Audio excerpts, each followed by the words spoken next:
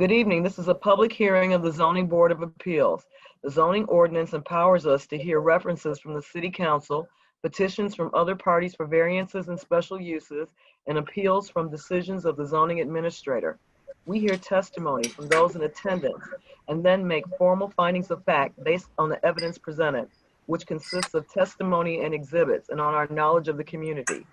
We then either make a determination or recommendation to the City Council. Testimony is taken under oath. Although we do not apply the strict rules of evidence and procedures, we ask that you keep your testimony relevant to the proposal as it relates to the standards contained in the zoning ordinance. When you testify, please state your name and address for the record and make sure we have your name for the recording. Each case will be introduced by the staff and a list of documents will be read into the record. When the applicant will give an explanation of the proposal. After that, those who wish to testify as either proponents or opponents of the case will have the chance to do so, and then the applicant will have a chance to respond. Any case not concluded at tonight's hearing will be continued to our next meeting. Melissa, could you please call the roll? Violetta Cullen. Present. Mirna Aravallo. Here. Kirill Miranchev. Here. Max Puchel. Here. Lisa Deacon. Here. Jill Zorden. Here. And Mary McCauley. Okay, absent. So tonight we are going to have all motions called by roll call. So that's how the vote's going to be recorded so that we can see it on the tape. Is anyone here who plans to give testimony in any of the cases scheduled for tonight? Anybody that's not on our board, will you be giving testimony? Hello. Hi. Hi. This is Gloria Are Von you Clooney. planning- This is Basil Clooney. Hello. Nice seeing you. Hi, how are you? I'm very well, thank you. Is it possible for us to share at a certain point in the meeting, or may we? Yes, we'll call Yes, you, ma'am. but right now, what I want to do is I want to swear you in. If you are going to give testimony at this meeting, I'd like you to raise your right hand. Do you swear and affirm that the testimony you will provide in connection with this case will be the truth, the whole truth, and nothing but the truth? Yes, I do. Thank you. Thank you. Okay, so let's move on to our agenda. Our agenda tonight, I need somebody to make a motion to suspend the rules so we can operate this meeting digitally. Anybody on the board? I'll do it. I move that in line with the governor's executive order in response to COVID-19, we suspend the rules and hold this meeting digitally via Zoom. Second. Could you call the roll, Melissa? Chair Cullen. Aye. Mirna Aravallo. Yes. Kirill Miranchev. Yes. Max Puchel. Yes. Lisa Deacon. Yes. And Jill Zorden. Yes. Okay. Next, I need a motion for somebody to approve the meeting minutes of June 16th, 2020. Anybody? I move that we approve the meeting minutes of June 16, 2020. Second. Melissa, could you call a roll? Chair Cullen. Yes. Mirna Aravallo. Yes. Kirill Miranchev. Yes. Max Puchel. Yes. Lisa Deacon. Yes. And Jill Zorden. Yes. Okay, so moving forward to our new business, is the respondent for 1701 Howard Street here? Present at Yes, this meeting? present. Okay, great. So I'm going to ask Melissa to read it into the record. 1701 Howard Street. Adam Zatz, applicant, submits for a special use for Cannabis Transporter, MJA Chicago LLC, in the C1 Commercial District, zoning code section 61023. The Zoning Board of Appeals makes a recommendation to City Council, the determining body for this case. Mr. Zatz, would you like to tell us about your proposal? Yeah, basically, I'm trying to bring a cannabis transport company into Evanston. I've been calling Evanston my home for a long, long time. My family's had their business there for this would have been 40 years this year. But we recently moved and upgraded a little bit to a different facility. And I'd like to really turn this old facility into something other than an eyesore right now, and hopefully bring this transport company to, Evanston. That's the whole plan here. We spoke a few days ago on a different meeting, but just to go over the whole cannabis transport license. Basically, it's a point-to-point delivery system. So none of the vehicles would start off with any cannabis in them. None of them would end with any cannabis in them. There'd be no product in the facility, near the facility whatsoever. Drivers would leave in the morning. They would have their runs from cultivator to the dispensary. And once they're completed with their runs, they would be coming back at the end of the day with an empty vehicle that we would be checking with security. I had some recommendations as far as updating my floor plans. So I sent Kate, I don't know if he uploaded them to the system yet, but we had some suggestions to create a landscape bed in front, close off 2 of the driveways on Howard Street, and then we left one on Dewey Avenue. So that's the basis of, the changes that we've made in the last few days, just to comply with you guys and make sure everything's okay. Is there a way we can bring up that floor plan, the newest one, Kate? Is it up there by chance? Can we bring it up, Melissa? So everyone can see. The one I sent this morning. Scott, do you have it up? I don't have share on this one. I can, I don't know if it's gonna work. Let me see. I don't know if we could see it like that, sir. Yeah, no, it's not gonna come up. Well, mainly we adjusted the floor plan from parking 9 vehicles inside to only 6. There we go. So it'd actually be the next, so there you can see the driveways were closed off on Howard Street. There were 2 initially. We completely closed them off. We put a landscape bed, a 5-foot landscape bed along parallel to the sidewalk. So just to give it a little bit more street presence, I guess, and make it look a little bit nicer from the street. We also just limited it to 1 driveway on Dewey Avenue, just to relieve traffic, even though there most likely is not going to be any traffic. Like I said, the cars are only going to be leaving in the morning and coming back at the end of the day. They won't be stopping for frequent stops in the facility whatsoever. And then if you look at the next, if you can switch it over, Kate, to the next picture with the vehicles inside. Yeah, there we go. So that's the update that we did as far as the vehicles. We were initially going to make space for 9. After doing the measurements, we could fit them, but we're going to stick to 6. We're hoping to at least start out with 2 vehicles once, or if and when we get licensed by the state. That would be the start, is start with 2 vehicles, and then hopefully move up to 6. And they would all be parked inside every single night. Locked up, security would be there, all that good stuff. We do have advanced security system that would be put in place, motion sensors. We would have basically 360-degree views of the entire facility from outside and inside, retinal scanners at every, at the front entrance and in every room in the facility. I'd really like to, through all of this, I'd really like to just make Howard Street a little bit nicer and bring it up. I've been witnessing it, not necessarily deteriorate, but with Gulliver's across the street going out of business, and the Quickie Mart and next down the block always changing owners, and so on and so forth. I'd really like to spruce up that block with this, and I really feel like it would definitely do that. Not only that, we're also trying. We have it in our business plan to give back to Evanston. So we're offering up to 5% of our proceeds to give back to the community. We'd love to, have the camper, the camp, Evanston Day Camp come in and paint a mural on our back walls, just to eliminate the graffiti that's typically there. That's usually taken off by the city every single summer. That's been an issue for 20 years now. I mean, literally. So I'd like to eliminate that, maybe bring in the community, help them build or help them paint a nice, beautiful mural.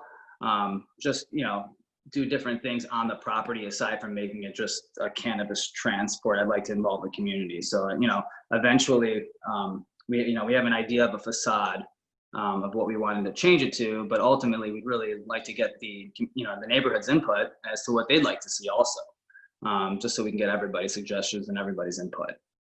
So that's basically what it is right now. It's going to be mostly just storage for 6 vehicles, a security office, and some cubicles for logistics and dispatch and stuff like that. But aside from that, there will be no cannabis in the facility near it, and it would be safe and secure. And hopefully, it would definitely spruce up that block. Okay, Mr. Zatz, I'd like to understand this business just a little bit more. So there's no cannabis coming on this location, but how the car goes to one place and then takes cannabis from one place to another and then just returns back to you? Correct. So for instance, there's a company called Cresco Labs.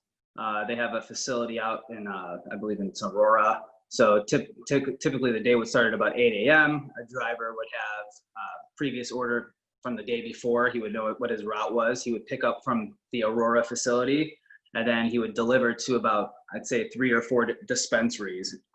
So he would stop at one dispensary, then go to the next, go to the next, and go to the next. And once all the product is out of the vehicle, he would then safely come back to the facility, park the vehicle for the night. We're going to document the miles, basically everything that the driver is doing. They will have 24-hour monitoring with cameras in the vehicles as well, so we can watch every move. So your function is mainly like what, a dispatch?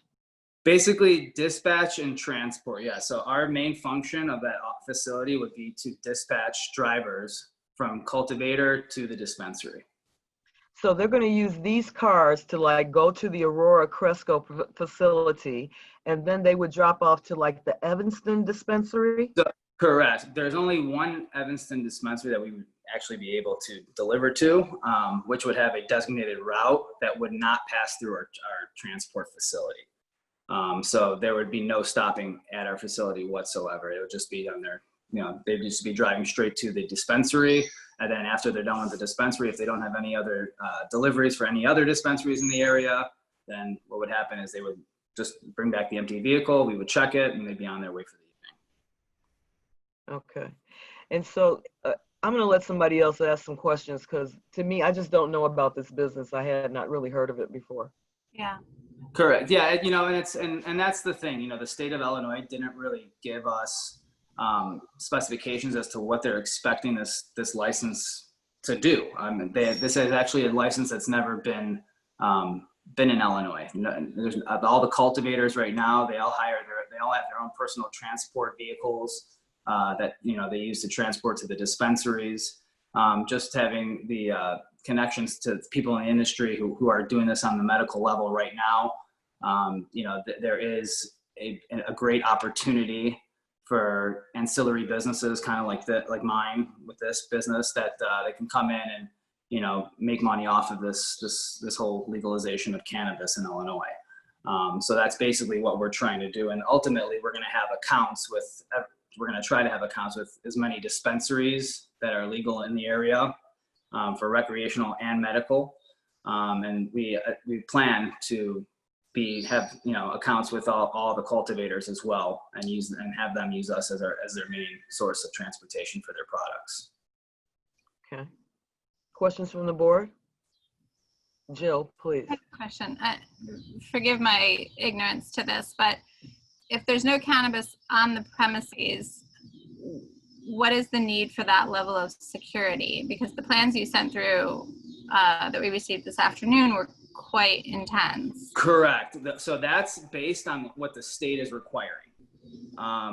In the application for the state, they did require us to have an extensive security system. That's for all 3 licenses. My group actually applied for a cultivation license, a transport license, and an infusion license. And for all 3 applications, we were required to have a pretty significant security system laid out. So that's why we have that in place. Did you get the cultivation and all that other stuff? We're still waiting for licenses, just like we are for this transport license. Everything is on hold indefinitely with the state right now. I'm sorry, Jill. I interrupted you. Go ahead. No, that's okay. But to that point, I saw one reference or maybe 2 references in your application to the use of maybe a commercial kitchen for as cannabis products. Is that still? So we were actually initially going to use, we were trying to bring the commercial kitchen to Evanston and this property. However, it just didn't fall through, or it just fell through. So we decided that given the space and the shop and the location, it would probably be best just to put the transport company in there instead. So actually, we applied for our infusion facility. That's actually going to be in the Lawndale area in Chicago. Okay. Same with our cultivation facility. That's also going to be. Okay, Carol, you have a question? Carol. Let me put my mic on. Okay, Sorry yeah. about that. My question is, you have 6 vehicles, which means that you have 6 drivers coming there in the morning. Are they coming with their own cars, and where do they park? No. So our company is, I don't know, we're actually going to purchase the vehicles. They're going to be brand new with full warranties, just so they don't have to be serviced, and we eliminate that factor. We want to make sure that they're all reliable, but the vehicles will be purchased by our company. Each driver will show up, that's about 7:45 in the morning for check-in. They'll be given their routes, and they will, at their starting point, and basically they will start their shift then, and then drive out to the cultivation facility. So it would not be a vehicle, no. My question is, where do they park their personal cars?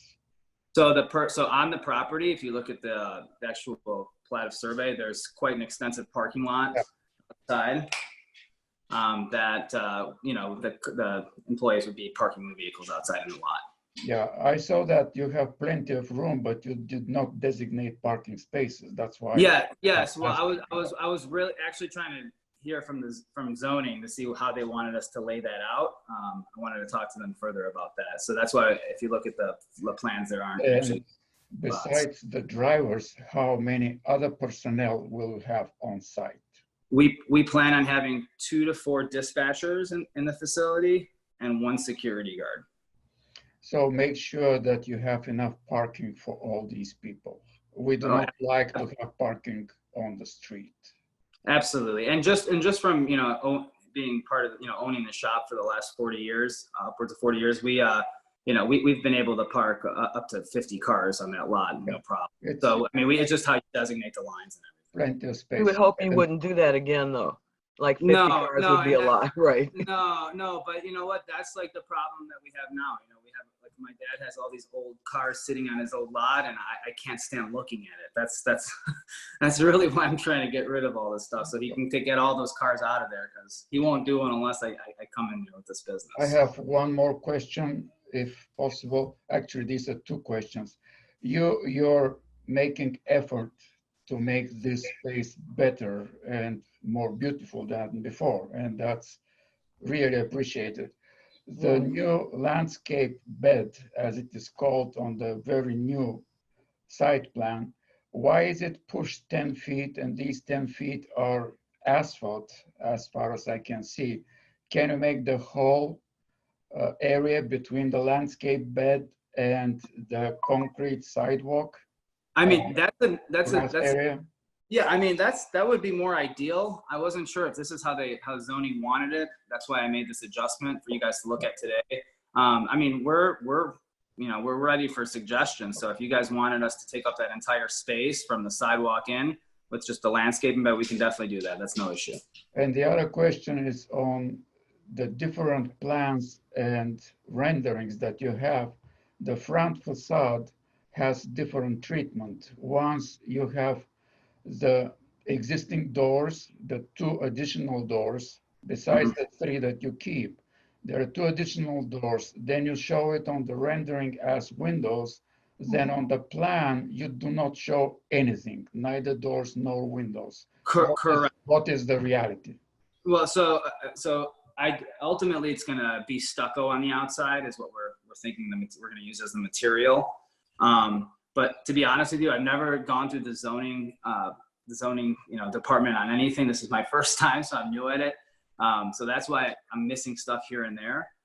However, the plan was to close those 2 garage doors up, put a window in there, make it a little bit more suitable for. My recommendation would be if you kind of stick to the rendering that you have, in the presentation, this will be probably the best thing for the city because it looks nice. Yes. Of course, right. you'll have to think about security and all these things, but we prefer to have open facades so that we have beautiful city. Correct. Yeah, and I didn't want to just close off those two walls or those two garage door bays and not put windows of some sort. Just so I wanted to bring in the light, so there's a little bit more light. That's good. Thank you. No problem. I'm done. Okay. Max? Hello, Mr. Zatz. Could you elaborate a little more on the timing? Because you said that you are waiting for the license from the state.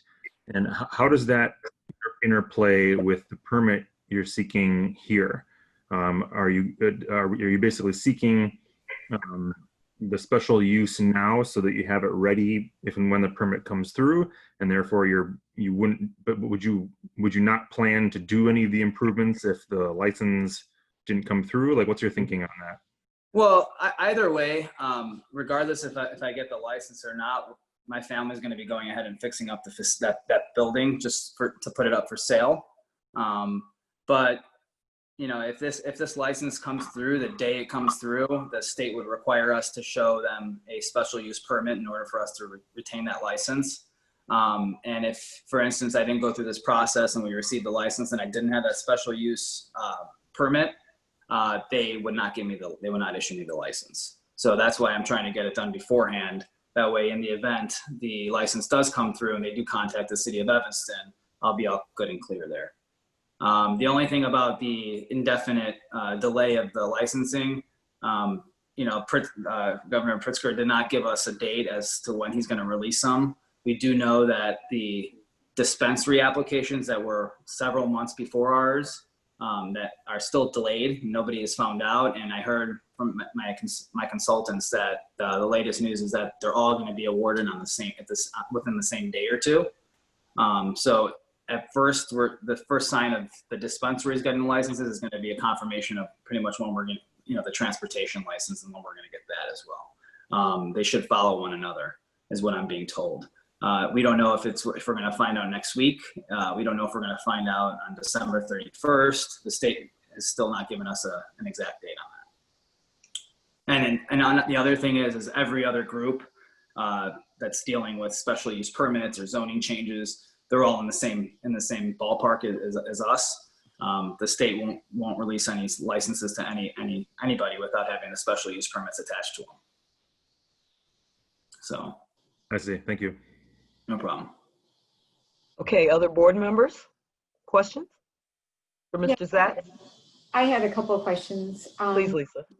So in the application, there's some mention of the Rebuild Illinois program, and I didn't quite understand what you were proposing as to how you would be interacting with that program. Can you elaborate on that? Well, to be honest, my partners are more in depth with the give back programs. However, I do know that 5% of our earnings are going to go straight back to Evanston, whether it's community, you know, whether it's community or whether it's helping the streets and sanitation, whatever it may be. We do plan on giving 5% of our revenues back to the city of Evanston. And I think it would be more or less determined, you know, talking to Evanston directly and figuring out where they need that money to get allocated to. And then we'll determine what, you know, how we're going to put it there. Thank you. And then what are your proposed hours of operation? So the proposed hours of operation, we're going to be doing roll calls at 7:45 a.m. Or yeah, 7:45 a.m. The drivers would leave at 8 a.m. and then they would be back at about 5 p.m. So it would be a normal 8 to 5.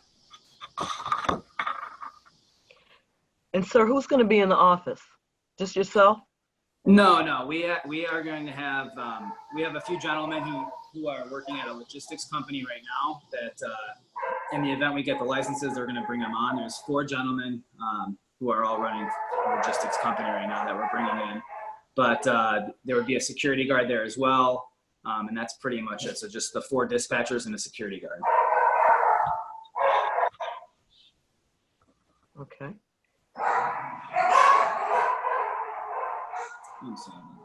That's okay. Any other board members have questions for Mr. Zatz? I have two quick questions. So the way you've just presented the hours suggests that a driver would leave at 8 a.m. and return at 5 p.m. So they would be continuously gone for that period of time. Is that correct? Yes. Could you envision it in the future being that your model is that they return back to site, so there's more access to the site than this would suggest? I mean, that would really be determined on the volume, I think, the volume of deliveries we have. And you know, that's an uncertain factor right now. We don't know how many deliveries we're going to have per day. That's why we don't know how many drivers we're technically going to employ to start off with. I'm hoping to have at least 2 drivers out all day, so that we can eliminate the factor of them having to come back early or something like that. But in the event that that we're not busy and they don't have deliveries, they will be returning to their vehicles earlier, and they'd be, being sent home, or something along those lines. Okay. Actually, 2 more quick questions.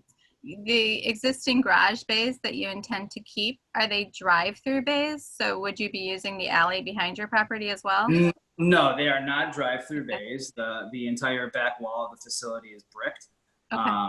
So we wouldn't have an in and out situation.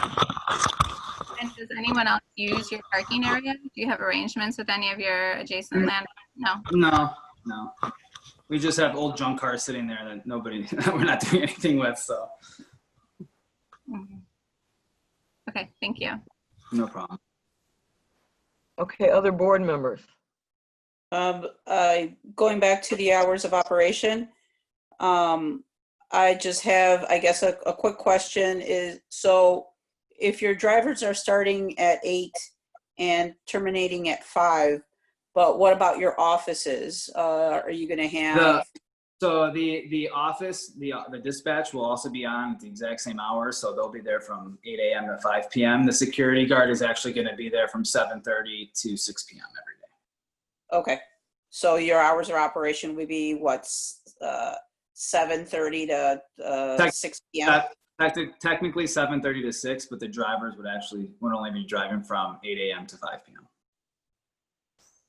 Okay, and then this would just be Monday through Friday, or are you having Saturday deliveries? No, from what we're hearing, as far as the market is right now, it's usually just between Monday through Friday. They're not doing it at the moment. Okay, that was it for me. No problem. Okay, any other questions from the board so I can close the record and let the audience ask questions? Everybody good? Okay, so officially we're closing the record. If anyone outside of the board would like to speak, if you just press the raise your hand on the screen, and then I can call on you. Any questions from the audience? Hello. Hi, Ms. Tina. Yeah, hi. Hi. I'm not sure. I thought that you had to get notice. I own the property right across the street from your location at 105 Dewey, and I was not notified of this meeting. I go by my property every day, and the sign is actually on the ground and has never been set up properly for anybody to get notice for that this hearing was going to happen. And I feel like you should be talking to the immediate neighbors. I'm right across the street from you, and I have not heard from you at all regarding this matter. And I've been there 28 years. Yes. Well, I'm sorry you weren't notified. I honestly haven't notified any of the neighbors as of yet. I know that we did send out notices I think it was about 2 weeks ago, about a week and a half ago or so. So I'm not sure if you got it or not, but I can definitely go ahead and drop off a notice to the next round if you want. That's no problem. Melissa, I'm going to let Melissa speak to that because I'm sure it has something to do with the COVID and people are not working like that. Go ahead, Melissa. Notices were sent out, 2 notices actually, because the case was originally scheduled for last month. So we did redo the mailing. So 2 separate notices, and the sign has been on the property, and it was standing up when it was updated with the date for this meeting. It may have fallen over since then. I'm sorry if it did. Well, I was never notified, and I go visit my property almost every single day, and I was not notified of this. I think it's important for you to contact the neighbors and let us know what's going on. I haven't met with you, or you haven't called me or attempted to do anything. And I feel like I need to know exactly what's going on and how is this going to affect my property. And I've been there 28 years already. I mean, as far as it affecting your property, are you worried about the value of your property going down, or are you worried about? Sure, I'm worried about everything. The security. You have a security guard there. Now, why wouldn't I need security at my place? I don't have any cameras and so forth now. Now, why wouldn't I need security cameras? And why maybe I need extra security because of your business? I didn't have to have it when BZs were there, but now, you know, I don't know what I'm going to need because I don't know, you know, anything. You haven't approached me, or I have no idea what's going on. I understand. So why wouldn't I possibly need security camera? You have a security guard. So what is that saying? If you have a security guard, what is that saying about my property? Well, we have a security guard to ensure the safety of our employees. You know, being that it's a transport company for cannabis, we're taking the extra precaution and covering ourselves on that end by putting a security guard there on staff. But as far as like your safety or the concern for the neighborhood, I mean, there is none. There's no cannabis coming in the facility for people to rob it. There's no opportunity I apologize. I was a few minutes late to the meeting. So how does that work if there's no cannabis coming into the facility? What is your purpose then? So my purpose is strictly as a point-to-point transport company. So we are picking up from cultivators, which are out in the outskirts of Chicago and in the burbs, and we're there to deliver their products to dispensaries, licensed dispensaries all over the Chicagoland area.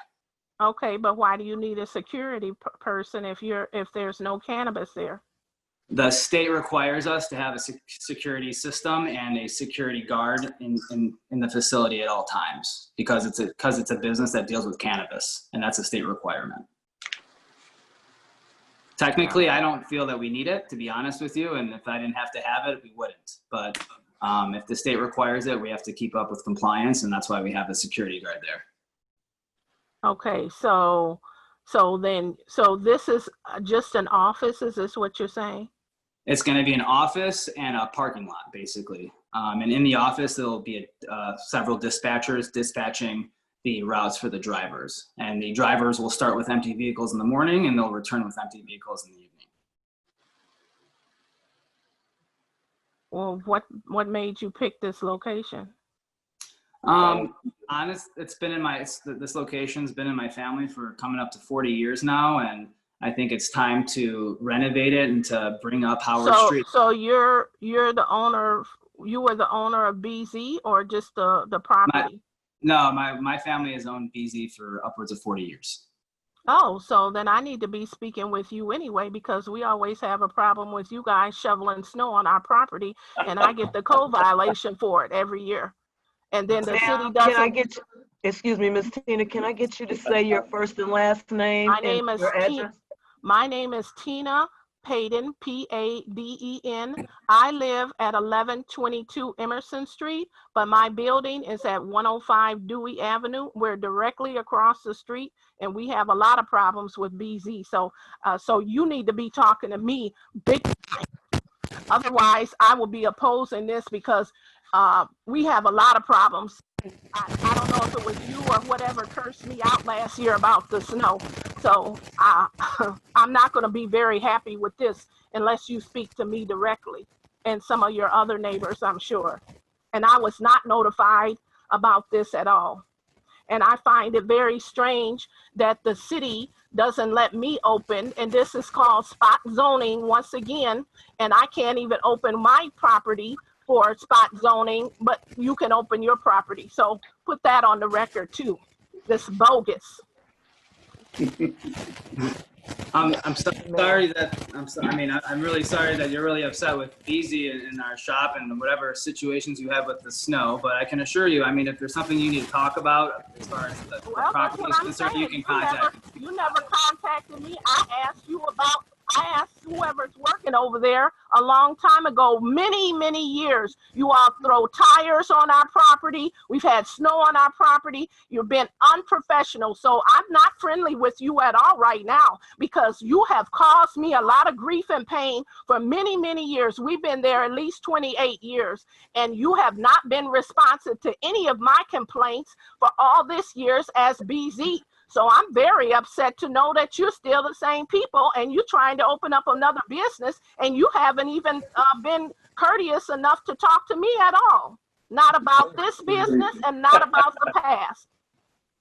Understand. Well, just to be fair, it's you're talking to a completely different generation of ownership. No, last year, you were there last year or not? Because I've been talking about BZ for a long time. Okay, guys, let's try to stay on task with the special use that's at hand. Yeah, well, I'm telling you, the special use on hand, I'm not happy about it because I haven't been notified and it's bogus right now. And yes, I'm going to have a problem with my property, and I have rental property, and this is in a neighborhood property, and you're allowing this. This sounds wrong to me, and nobody's talked to me about this, and I'm the direct neighbor. Wrong. How about I vote no on that? Ms. These are problems. Ms. Payton, I encourage you to put your comments into writing so that we can make sure that they are all passed on to the city council. We heard that before. Yeah, I'll be talking about it. Okay. If you have any other issues, anything that sounds like a property standards issue, feel free to contact the city on that. If you want to send I'll put my information in the chat so I can talk to Mr. Adam. He can call me about this matter. No problem. I'm always up to talk to you about it. That's no problem. Okay, moving forward, do we have another person? Can you open the chat so I can put my information in there, please? Yeah, just hit the chat button. Hit the chat button and put your information in. It's disabled. Okay, thank you, Ms. Payton, for your testimony. I'm going to move to the next person. Gloria Bond, she has her hand up. Yes. Violetta, before we go on to the next person, it sounds like she said the chat was disabled. So I just want to make sure that the administrator heard and can enable the chat. Could you enable the chat? He's the administrator. It's still disabled. Scott. Hi, Scott. Yes, generally we disable the chat for the public record for these meetings, but if Ms. Payton at 1122 Emerson Street, I think she stated her address previously. So you can get in touch with her. Yes, I'll look her up. It's no problem. Thank you, Ms. Payton. Thank you. Okay. The next person that has their hand up is Gloria Blond Cooney. Could you please state your name and address for the record and your address? Yeah. Yes, hello. This is Gloria Bond Clooney, and I'm with my husband, Basil Clooney.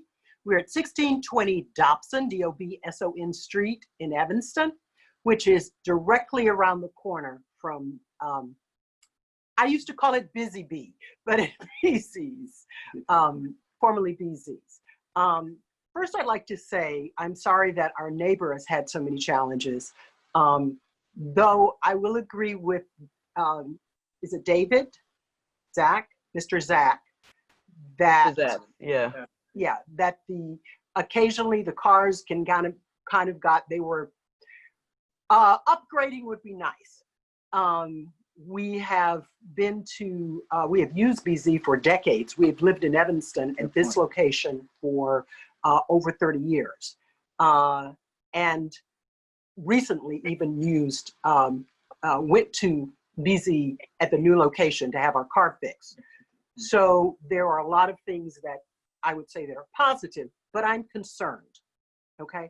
I'm concerned because this is a neighborhood of homes, children.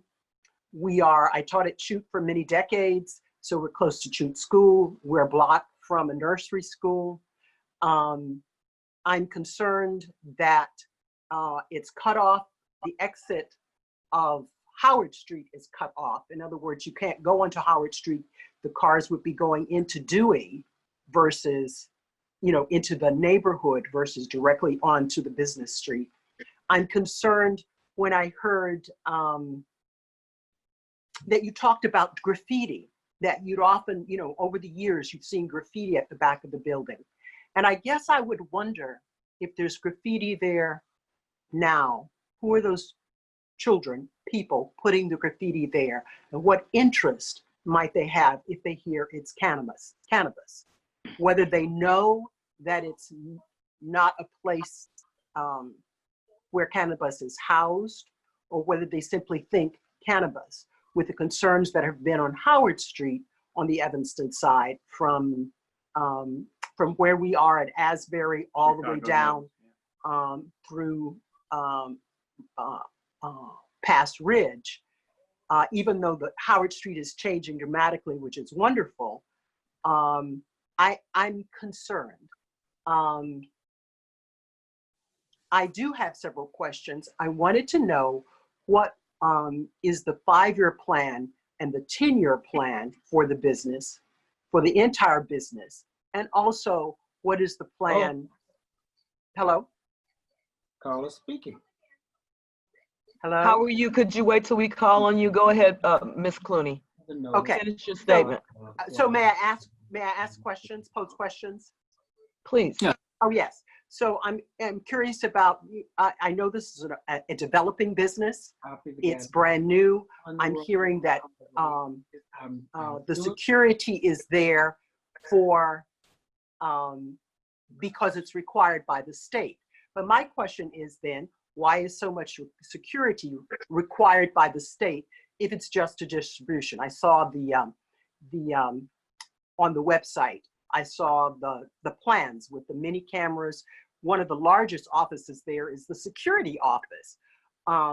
So on one hand, it's kind of nice to know there's going to be a lot of security. But again, as someone posed the question before, I'm curious about it. When we said parking,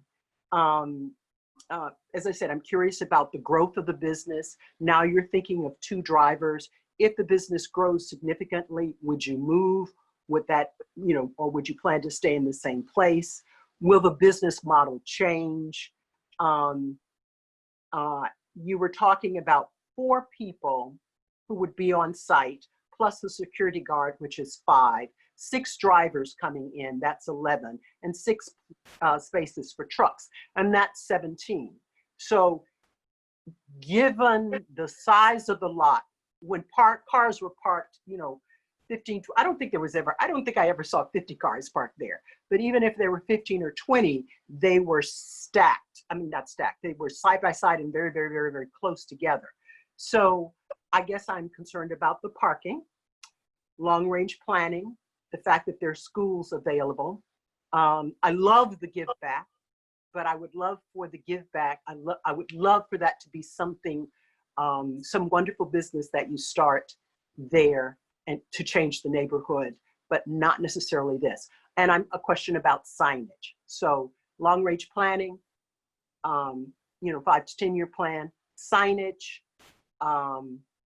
parking spaces, and the fact that you're coming out, you've closed the driveway onto Howard Street and you'll be coming out onto the Dewey parking lot.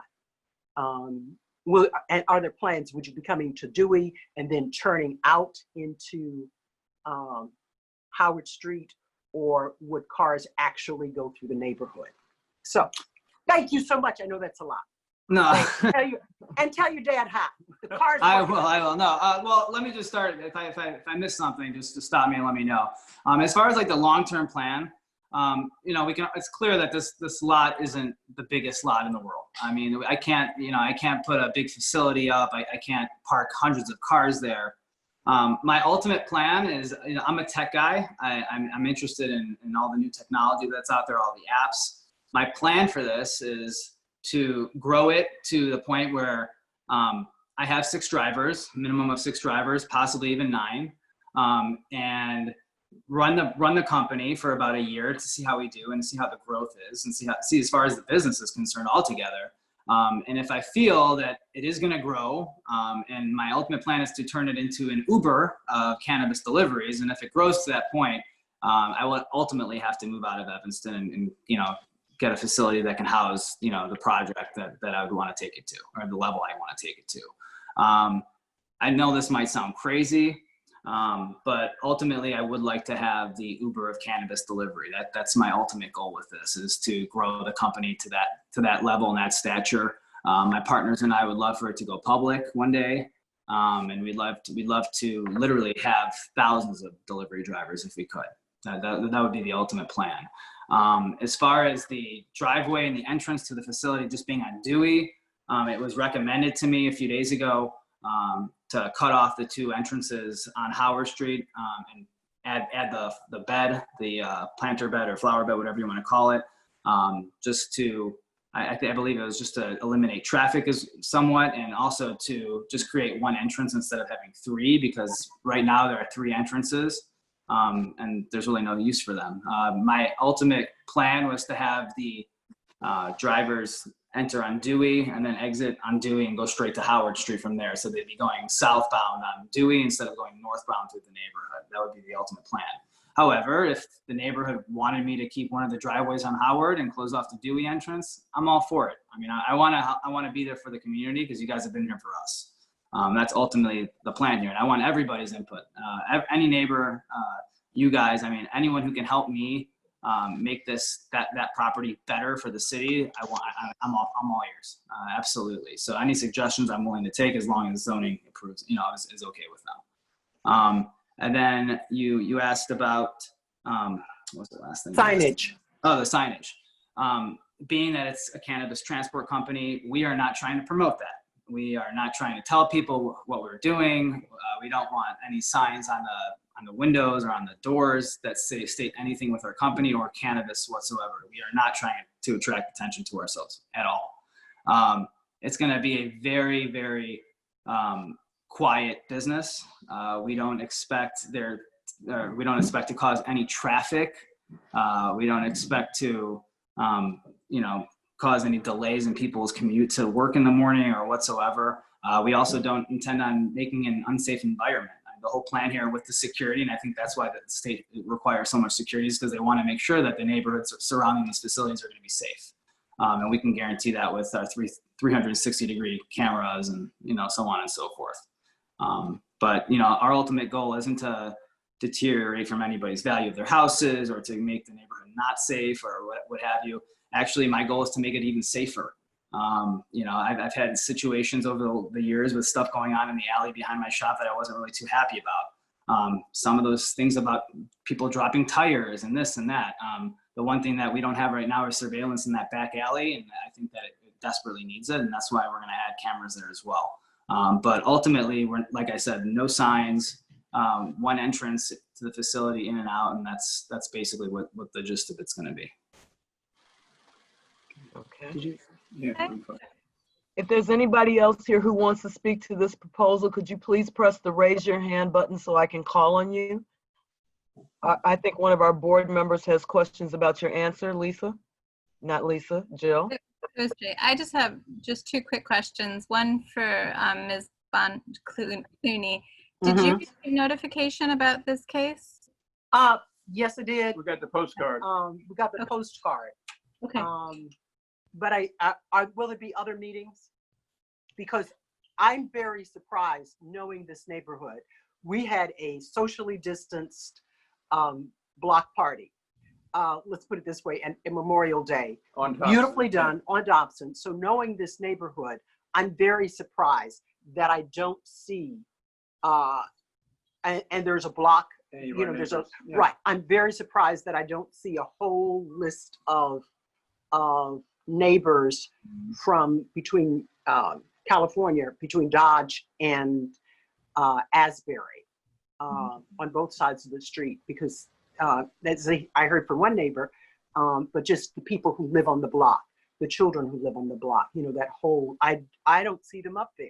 And I'm not saying they weren't sent out. I'm just saying. You got yours, surprised. so yeah. But Ms. Clooney, I just wanted to say that I feel like Melissa had done this twice, like told them twice, and we are a recommending body to the city council. So the next time this comes up, it'll probably be at city council. Is that right, Melissa?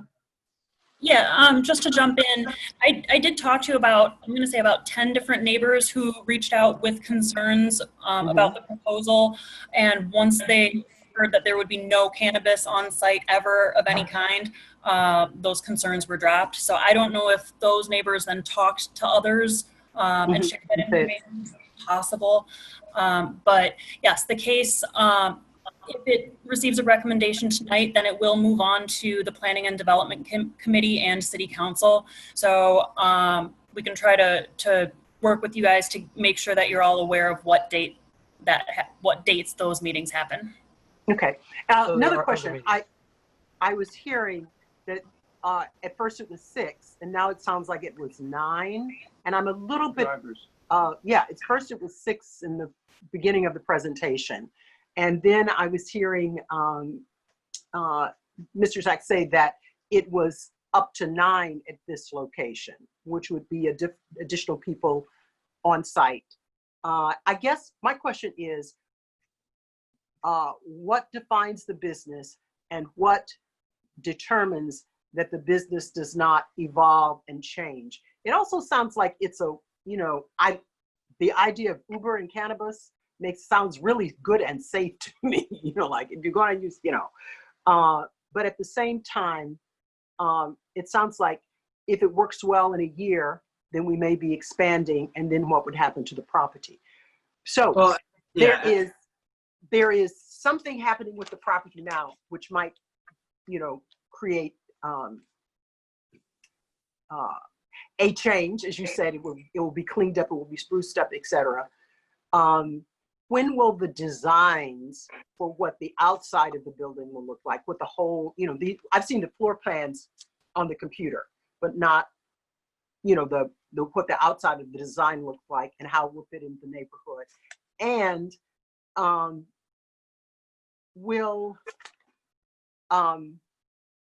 what guarantees that the business will stay as defined? And I guess I'm asking zoning board members that as well.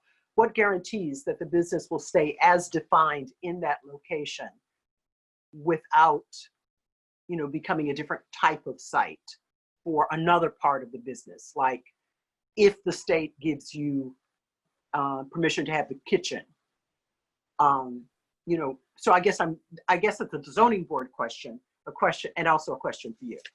Like, how do we guarantee that the kitchen would not be at this location? Well, for instance, we said 6 members first, you know, and then 6 drivers first, and then possibly growing to 9 with a desire to grow the business a great deal. So that's a question. We definitely would want something wonderful there. And so this is one choice, and I know you own it. But are there other choices that might be a better mix for the community? When we look down the street at one of the best new businesses is the Mexican restaurant. God, I forgot the name. Great food. Right, that's right. You know, even though Gulliver's is kind of, and I was a waitress at Gulliver's. But anyway, I was serious as soon as I got out of school. But also as you go east on Howard Street, it has changed dramatically. It has become a different kind of Howard Street that is alive and vibrant. And if we all survive this, and we will survive this episode, what will be there that may be maybe a more dynamic choice? And I know you have to make a business decision, but what else might be a better choice for the neighborhood, for this neighborhood, which is a community there? That's a good question. Yeah, that's a really good question. You know, I don't, you know, ultimately before I even started my project in general, my family was trying to debate what we want to do with it, what that building was suitable for. You know, the thoughts that we had were to knock it down and put an apartment or a complex development on top of it, maybe a few units, condos. You know, it's not kind of all up in the air, and it still is. It really is. The issue that we're having is we're having a problem selling it the way it sits right now.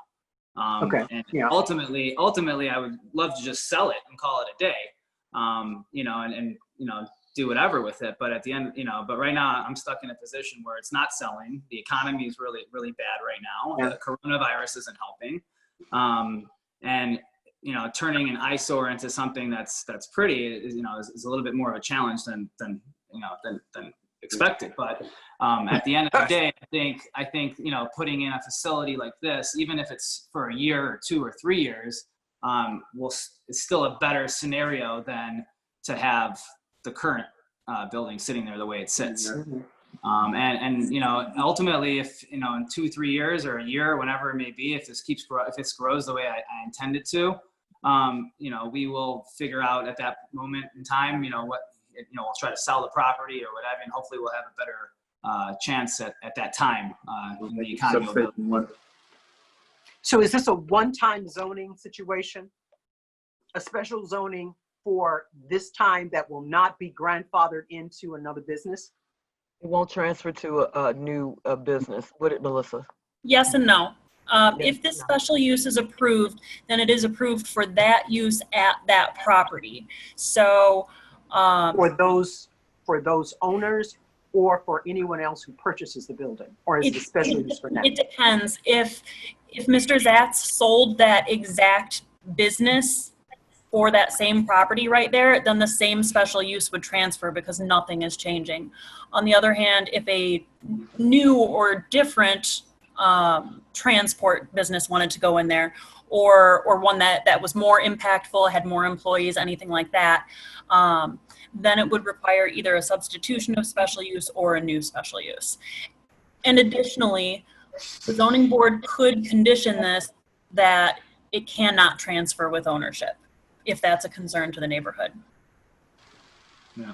And also, we're also not intending on changing it. Once it's a transport company, we're not going to go later on down the line and say, oh, we want to make it into an infusion center or a dispensary or call it. That's not the plan here. We're literally designating it as transportation only. If like I said, if we grow later on in the future, we'll move out of there and somebody else can come, we'll try to bring somebody else in who is going to benefit the city as well. I mean, I'm not trying to have somebody come in there and make a repair shop again. That's the last thing I want. That was very convenient. I know, but you know what? You have to move on with the times, and unfortunately, that building had its time. So it does need a new lift. So are you saying? So is the board saying this could be a one use, not transferring to a new owner type of zoning? If the board specifically conditions it that way, then it could be. That's up to them. And to clarify some of your other questions, you had asked how there's a guarantee that the operations are as they stated that they would be. That's a requirement of the special use. They have to operate within substantial compliance of the documents and testimony on record. So if they're not operating that way, let the city know, and then we either work with them to get them back to operating correctly, or we can shut them down. Your other question was about could this become other cannabis businesses in any way? That would require an entirely new special use, entirely new process for any other cannabis use at the property. Okay. Thank you. Thank you. Is there someone else that would like to speak? Sorry, I don't know where the raise hand thing is. Oh, it's at the bottom. I'm sorry. Could you say?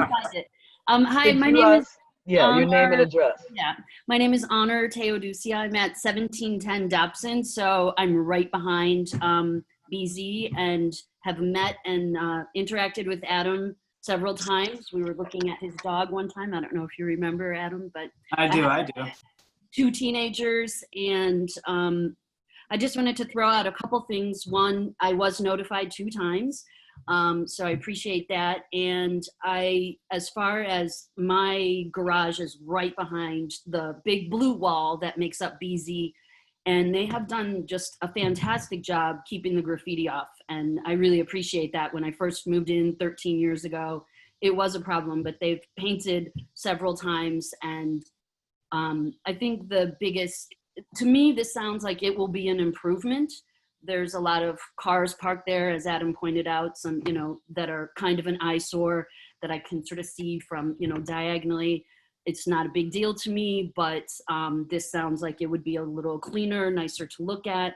And I really appreciate the idea of cameras in the alley, because I think the biggest problem I personally have back there is people dumping their garbage and tires, but I do not believe it's BZ dumping their tires, given that they're a mechanic. I'm pretty sure they have their own way to. Yeah, we've been battling with people dropping tires off for the last 10 years or so, and we've actually paid out of pocket to dispose of them as well. Yeah, and it's garbage and mattresses, furniture, whatever. So having a camera surveying there would be nice. So I was just throwing out my thoughts about that. To me, it sounds like an improvement, even if it is temporary.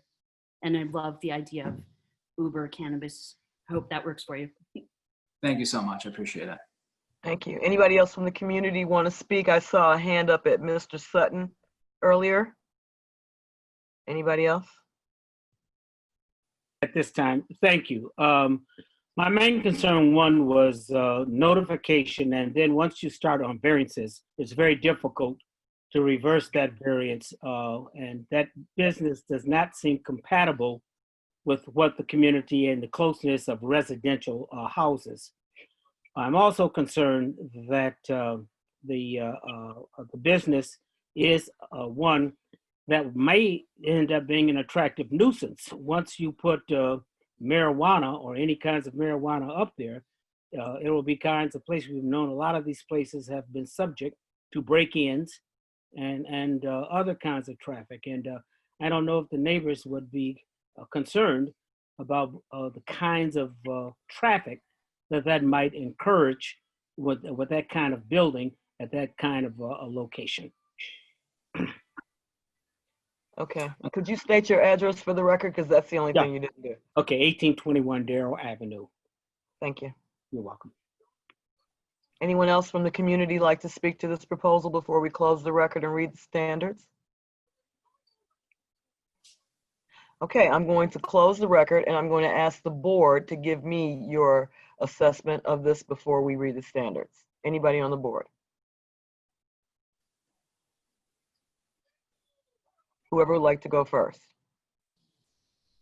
I can jump in, Violetta. Thank you, Lisa. I appreciate, that the proposed user is trying to, is recognizing some of the concerns that were raised by earlier committee meetings, and eliminating some of the curb cuts on Dodge Avenue. I don't think the intent is to have any of that traffic going through the neighborhood, but instead to improve the traffic flow, on Howard, to improve the traffic flow on Howard. I think the improvement of the landscaping on site is an improvement, as are some other proposed improvements there. I think the use is less intense than what was there before. So, as we learn more about what the intended use is, which is really just to have, transport vehicles and an office there on site, I think it's probably an appropriate use for that location, for that facility. Next board member. Kirill. So here are my thoughts. I would agree with Lisa that this use is less, I would say, less trouble for the neighborhood, because the number of vehicles and the number of, let's call it, trash will be much less, because this business will definitely be cleaner and with less engagement of roads and of other things around. I would only recommend, and this is usually what I do, this site plan and this building plan, no matter that it's very preliminary, does not tell the whole thing about how this site will be used. I would recommend that we have a clear site plan with the number of parking spaces for employees and personnel, so that it's absolutely clear who gets a parking space there, how many, so that we do not trouble the streets with parking. The second thing is the landscaping of the site. I appreciate the effort of putting a large landscape bed, but I would prefer it to go to the sidewalk so that we really have a better street. Besides, this building will need a little bit of a screening from Howard Street, from the sidewalks. So these are recommendations. I would love to have them in our general decision and recommend it to the city council. Otherwise, I would say that it is, I think, a better business for the time being. I would agree completely with Melissa and the neighbors that the moment this special use is changed even a little bit, it has to be a new special use. Just because we have to be sure that this is only what we currently recommend and approve. So with this, I'm for the project. Thank you. So Carol, what you're saying is you want to see conditions added to what we say when we send this to the next stage, that the parking be delineated and that it only be a special use for this business alone. Is that what you're saying? That's exactly what I say. I'm sorry, Lisa, you were saying something. Well, you were clarifying a point. So I think based on what Melissa said, the condition would be that the special use would not extend to a new user. Is that sort of the way it would have to be phrased, Melissa? Yes, exactly. Okay, perfect. All right, other board members? Yes, Joe. Carol captured perfectly my I have two concerns about this project. One, the level of design conditions that were placed on it previously by DAPR. I would have liked to have seen more discussion about the parking delineation, a cap on the number of parking, so that we have a better understanding going into this how many parking spaces there could potentially be on the site. I would have preferred to see that, as well as more details about the requested landscaping rather than just leaving it as what I understood from the meeting minutes as a kind of vague request. Thinking back to other projects that we've seen of a similar nature, not in the sense of the intended use, but this kind of incongruous use close to residential uses, we've seen a greater level of detail on the requested changes, so that those had already been made by the time they came to us. That's one point. I do still have some concerns about the compatibility of this use with the proximity to a very established residential neighborhood. It's something I've been struggling with for a few days, and I haven't had those concerns completely soothed in this process, so I'm still struggling with that a little bit. Let me ask you this: is your concern that there's kids that are going to be around a cannabis transport company? You feel like they're Mr. Zatz, I'm sorry, I'm going to interrupt you. We're in deliberation now, which means that the record is closed. So you can't ask anything or respond to anything unless the board specifically reopens the record for you. Sorry. Okay, so we're gonna probably ask about opening the record after every board member has had a chance to say what they think about the project. So maybe you could make a list of their concerns. Who's the next board member? Max? Yes. Hi, I'm in favor of this project. I think it overall is clearly an improvement from the current site. I think that community members' concerns about the perception are real, even if there is no product on site.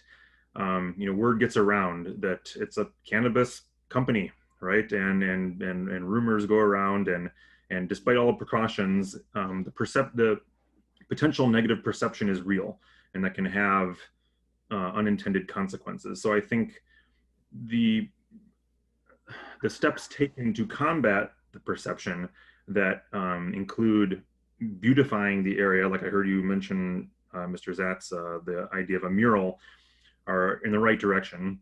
And I would even be more comfortable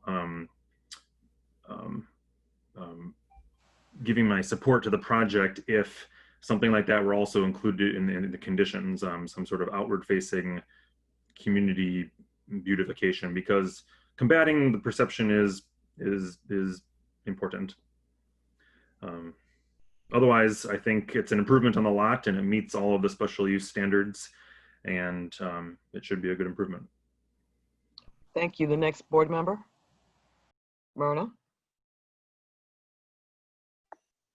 Yes, I'm in favor with this project. I agree with all the other members and the comments that they've made.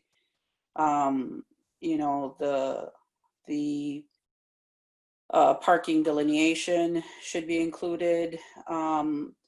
unfortunately, we're not going to be the last to approve this project. So, you know, it would be nice maybe, you know, just as a, I guess a background or a backup condition for us, just so that we can see what the plan is going to be in the future for the parking and the beautification of the site itself.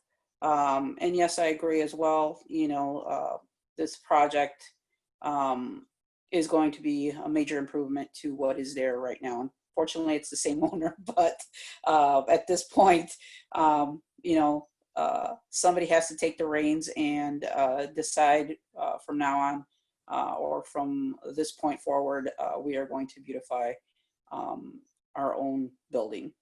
And with that, that's basically my take on it. It's a good project. Okay, I agree with the project as well. I feel like something new on Howard there would be better than what's been sitting there. And I agree with the fact that we're, you know, looking at the owner ready to make some improvements. I'm glad there won't be any marijuana here.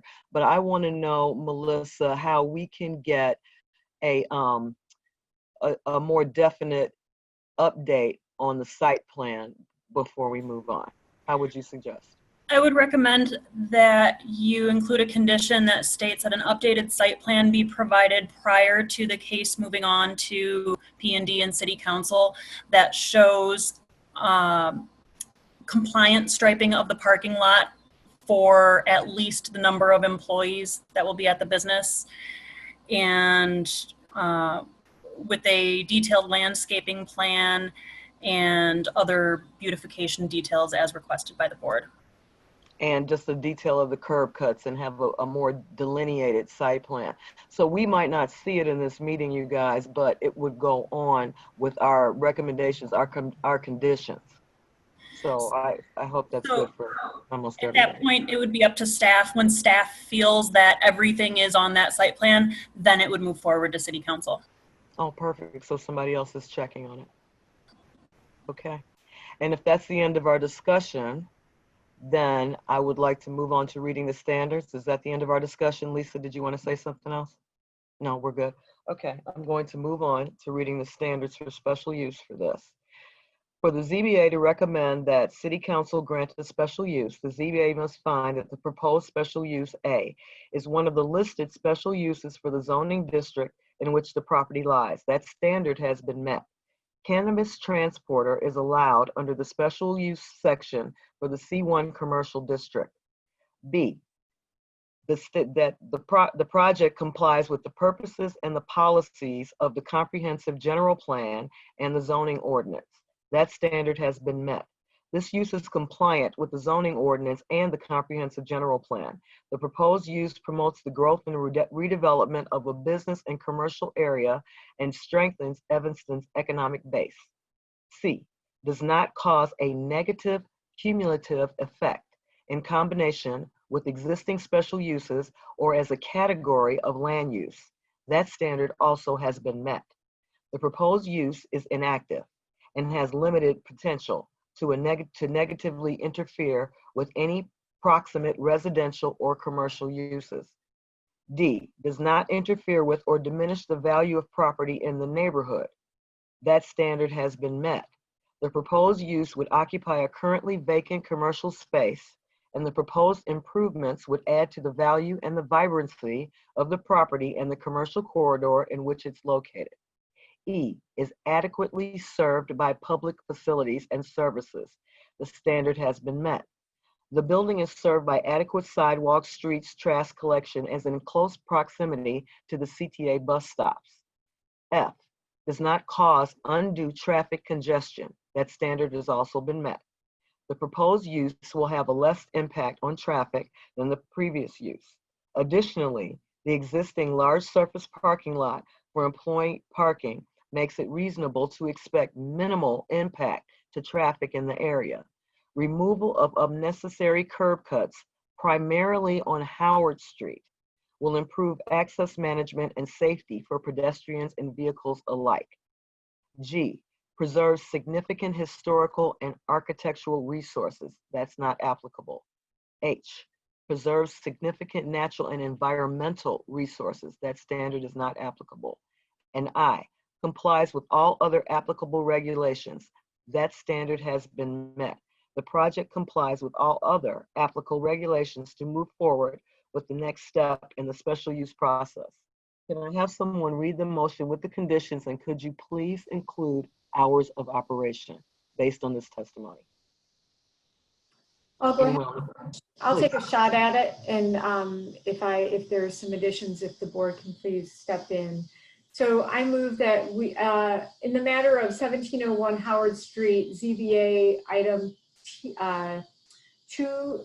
20ZNJV-0035, I move that we make a positive recommendation to the City Council, the determining body for this case, with the following conditions. One, that a site plan be included in the materials for the City Council to make a final determination which fully delineates the on-site parking and includes a revised landscape buffer per the discussion here this evening. Two, that the special use would be conditioned so as not to extend to a new user if the site were to be sold or the business were to be sold. Three, that it includes the beautification measures such as the mural that has been discussed here in line with discussions with the neighbors. Four, that it have the hours of operation. I believe we heard from 8 to 6. Is that correct, Violetta? It was 7:45, I thought, until 6. So maybe 7 to 7? I don't Just think in case they come in a little early or have to stay a little later? that was not in line with what Dapper noted in their, am I correct, Melissa, on the hours of operation? I thought they had, can you clarify? I think it was 8 to 6. Scott, do you remember? I don't recall hours coming up as a situation, but there's a code requirement that we could look up on the hours for the cannabis businesses. Yeah, I believe the code requirement is 8 to 8. Shall not exceed 8 a.m. to 8 p.m. So it shouldn't be, it's 8 to 8, okay. So that's what we should use in the condition is should not extend beyond 8 a.m. to 8 p.m. and is otherwise developed in compliance with testimony in the documents before us this evening. Did I capture our discussion? Carol, did we get all of your concerns? Did you want the hours of operation to be Monday through Friday or 7 days a week? I think we heard testimony that the expectation this was going to be Monday through Friday, right? I heard that. I don't know. I think I don't know. That's a question for staff, and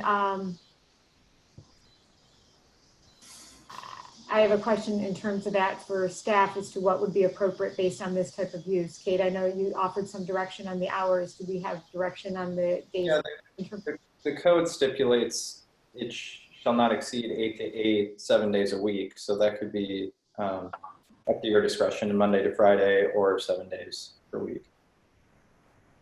My suggestion would be Monday through Saturday, 8 to 8, but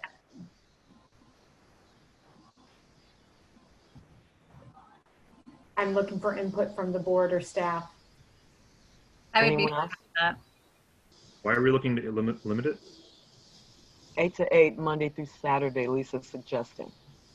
Max, you're asking why to eliminate the Sunday hours? Yeah.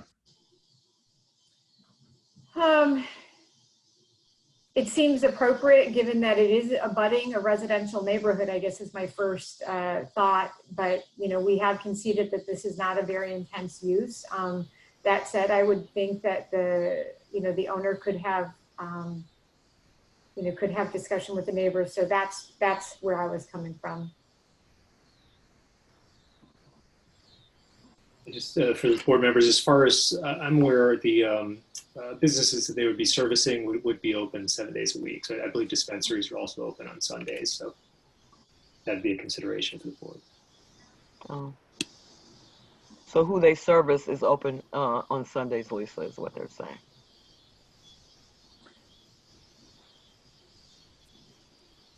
And Viola, what's your recommendation in terms of the hours? I'm saying that we could go according to the code and do 8 to 8 Monday through, the 7 days a week, just in case, even though this user has told us that he would not be open on the weekend. And that's probably, he doesn't probably know what it's going to be. Well, then I'd say let's condition it with, as you suggest, 8 to 8, 7 days a week. And if there are additional concerns by neighbors, those can be brought before City Council for their consideration. Okay. Can I have a second from anyone? Board member.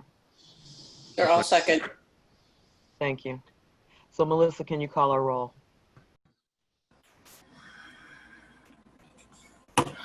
Chair Cullen, Yes. Mirna Aravalo, Yes. Kirill Miranchev, Yes. Max Puchel, Yes. Lisa Deacon, Yes. and Jill Zordan. No. No. Okay. Well, we have one opposing. Other than that, we've passed. This motion has been moved on. Where would it go next? Violetta, for clarification, do we need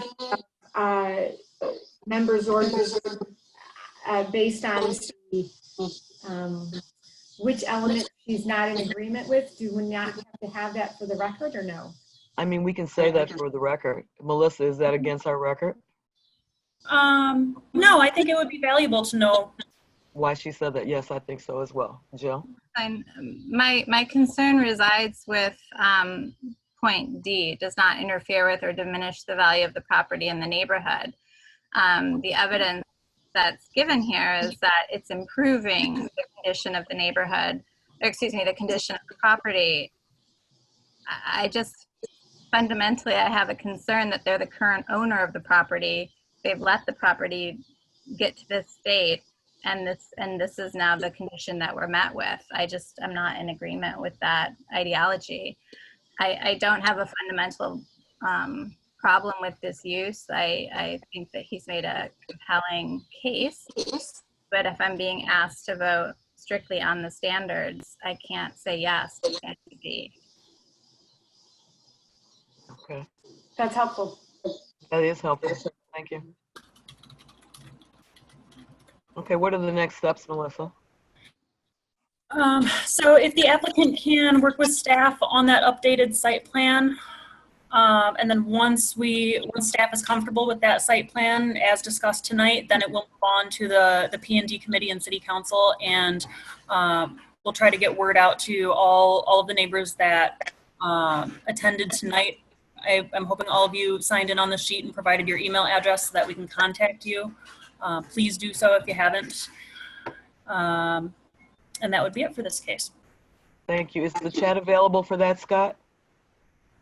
Is the chat open so that they could put their information? There's a public comment form that we found on the zoning board website, or a link from the agenda. Thank you. All right. Thanks everybody for attending for this. We have one more item, but it's personal. But thank you. And thank you, Mr. Zetz, for your presentation. Thank you very much for having me. I really appreciate it. Thank you. So the last item is a staff item. I'm going to let them talk to us about it. I think I can take the lead on that. Okay. I guess I've had some discussion with one of the board members, and I just wanted to have an open discussion with you all about if you're receiving the information that you need to make judgment on these cases. If the memos are helpful, if there's additional information you'd like to see, if some of the information is redundant or unnecessary, and if you're getting things in a timely manner to make careful review of these cases, or if you need them slightly earlier. So I'd just let you discuss that amongst yourselves or with us, or if you'd want to just send me emails individually about that, that would be okay as well. Well, I'm just going to say that I've been doing this for a long time, Melissa. I don't know how long, you probably know, but it has evolved from a huge paper packet in an envelope, if you remember that somebody would drop at my door like a week before the meeting, and then it went to digital, which is great because then you can look it up. but now it's coming really soon to the meeting. It's not like before the paper packet would get to my door like a week ahead of time and I could thumb through that 500 pages or whatever. But now if I had to go through the packet, I pretty much just like get it the weekend before. Is that when you send it out? Yeah. So maybe if we did it like I don't know if you could do it the week before. When do you send out service notice? 2 weeks prior, 10 business days prior. So you usually have everything when you send out notice, right? Well, the only things that we don't have sometimes are the DAPR recommendation. Like this is a good instance where it was hard to schedule this applicant, and we kind of got him at the last minute at DAPR to get the recommendation. But I mean, I could talk with Melissa and Scott about, I mean, we can just let the applicant know that they have to go to DAPR a week before. I don't know. What does the rest of the board say? I was just used to it being earlier, you know, when I first started, but it could be sooner. What does everybody say? I find that I get the information that I need, and frankly, I think it comes out Friday, the Friday before the meeting is typically when it hits my inbox. And even if I got it before, I'm not going to review it a week before. So to the extent that we're trying to, be flexible to work with applicants and get as much information as we can and move cases along, I think that probably does that. I guess the question is whether, you know, as long as people can review it in a timely way, but I find that I can, and the information that I need is included. So thank you. Anyone else? This is the only timeline for distribution that I've known. I will admit that I don't have a problem with reading and understanding the packets, and I'm very happy with the content of the packets. I do sometimes have difficulty juggling visiting each site, which I do prefer to do. Sometimes with full-time job and 2 small kids, it's just not, timing just doesn't all fall into place for me to do that, especially when we have multiple cases on the agenda. If there were any possibility to carve out another couple of days, that would certainly benefit me, but it's not, I don't feel like it unduly limits my ability on the board. Yeah, it's not a problem. It's just, it would be nice for a couple days. I would appreciate another couple of days, but it's not a problem per se. Yeah. Right. I think one thing that might help with that's an easy fix is, so we have to publish each case in the newspaper, and we have a 3 to 4 week lead time on having to do that. So we know at that point what the cases are and what variations or special uses they need. We can send you guys all a copy of that notice.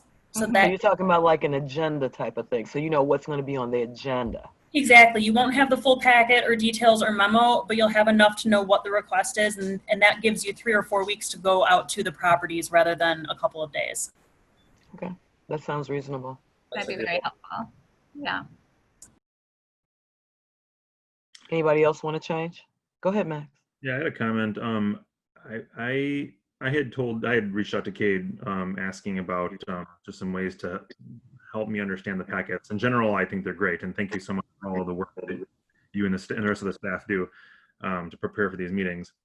My point was that, especially with cases that are variances, it seems like a lot of the information in the packet are centered around the idea of arguments for why a rule should be, oh, sorry, I'm hearing some feedback, about why a rule should be broken, but I could use more commentary on the reason for the rule.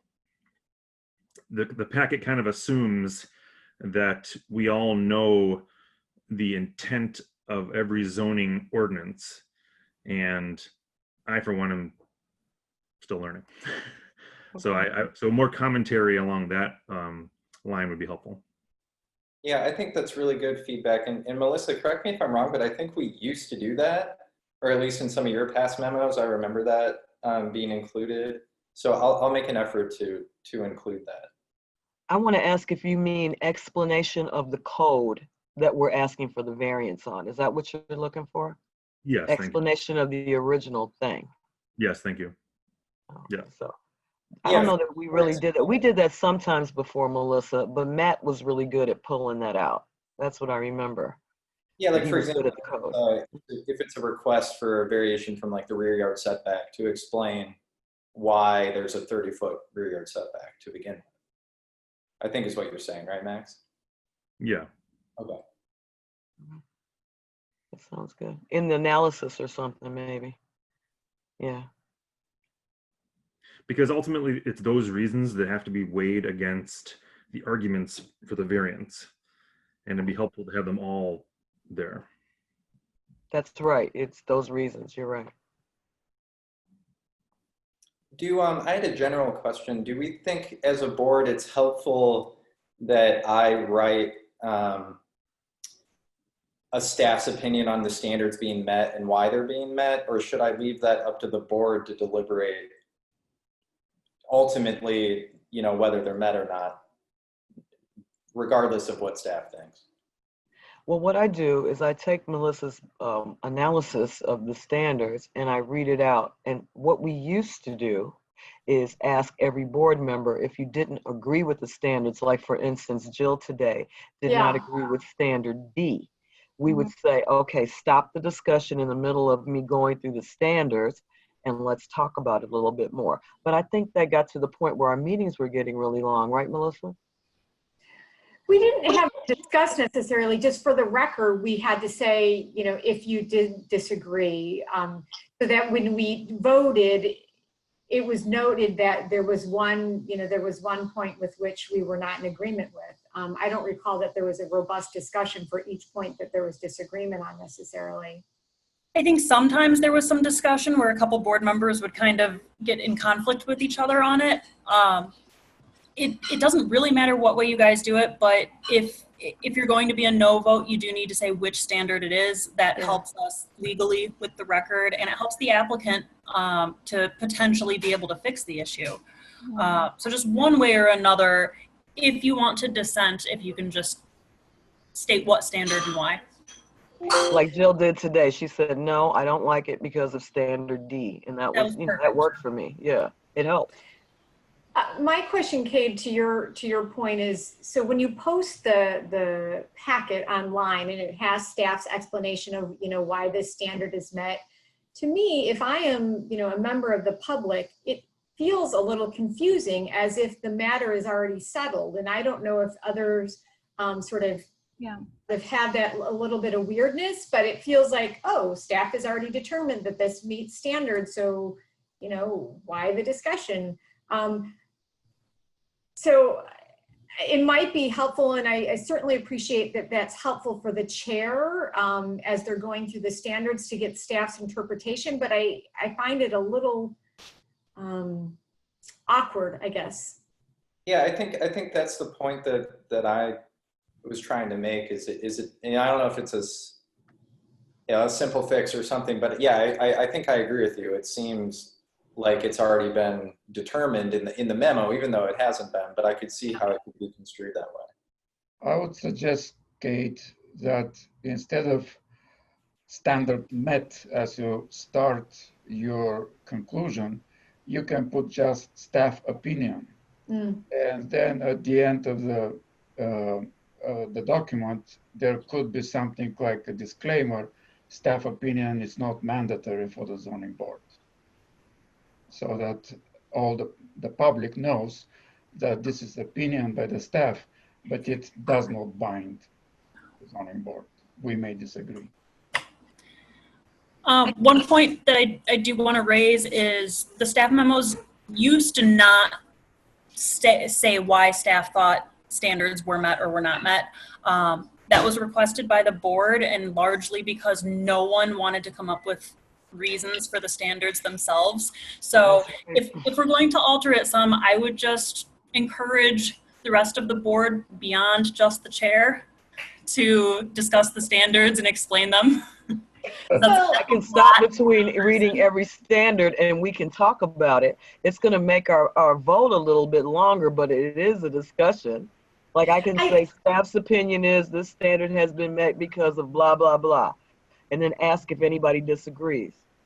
I think the way that Carol's recommendation sort of walks that, it's sort of a balance there, where it's offering staff's opinion. So, Violetta, when you're going through the standards, you have language there, as long as you agree with staff's opinion, then you have, you know, you're not having to create all of that, right? You have that language, but it also sort of does not suggest that this, you know, this determination has been made, you know, that that standard has been met. It's just offering staff's opinion. So Carol, I thought that was a really nice balanced way of approaching it. Well, I may stop in between each one and ask if everybody is of that opinion. That I can do. And then if someone says, no, I don't agree with that, what staff said, at the time that the standard is being read, we can discuss it. Because I'm sure if you're watching this and you're not coming to these meetings, you don't know. Like you said, it seems like it's set in stone. So I can have a break in between instead of just reading A this, B this, that. I'll have a break in between. Are we doing a vote in between? Is that what you want? Like I ask if anybody, or just ask if anybody disagrees. Read the standard, read the staff opinion on it, and ask if anybody disagrees. Yep. Yes? Is that how we're doing it? That might make it a little longer, but it won't make me have to just come up with, maybe this standard is met, maybe it's not. Right. I like that. I could do that. I could stop in between. Is that against our Just make rules, a small Melissa? pause. Just make a small pause. Once we agreed that if somebody dissents, he or she will use the small pause between the standards to say to say something. Yeah. and make some argument. So that's the way to do it. And then I will say this is staff opinion is this standard has been met because of And then make a small pause and continue. And then I'll stop and say everybody agree, nobody disagree, move on to the next one. Correct. I can do that. That's not a problem. Okay. Any other points of correction? All right, I moved that we adjourn the meeting. I have one more item. Oh, Melissa. Sorry. That's okay. General information for you guys. The city council passed a handful of small text amendments to the zoning ordinance in the last month. And it changes some of the stuff that comes to you guys. So some of it is simply clarifying in the zoning ordinance what has already been interpreted, but now it's very clear in the code.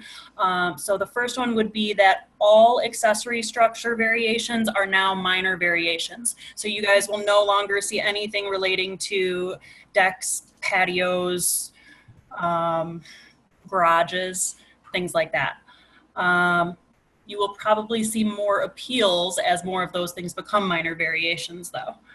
Another one is all yard obstruction variations are now minor variations. So you won't see any more cases for overhanging eaves or bay windows, that kind of thing. All setback variations that align with a floor underneath it for 1 and 2 family residential are now minor variations. That's one that you guys requested years back.